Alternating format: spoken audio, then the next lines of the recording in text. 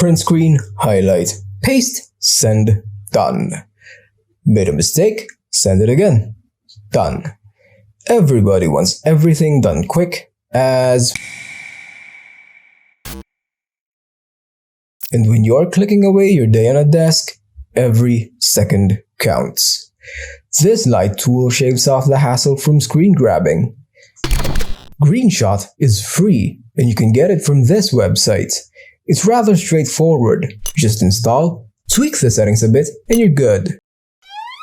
This has many features, but for now, let's focus on the settings for quick screen grabs because everybody likes quick. Go to Preferences. In the General tab, make sure Launch on Startup is checked. In the Capture tab, check what you want, doesn't matter, moving on.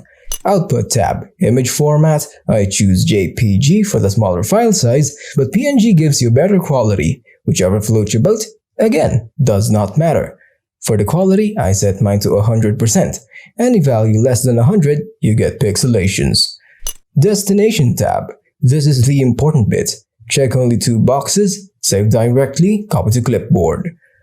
The last 3 tabs, leave them, you're done. Click OK, try it for yourself, hit print screen, share with your friends, go nuts! This has been another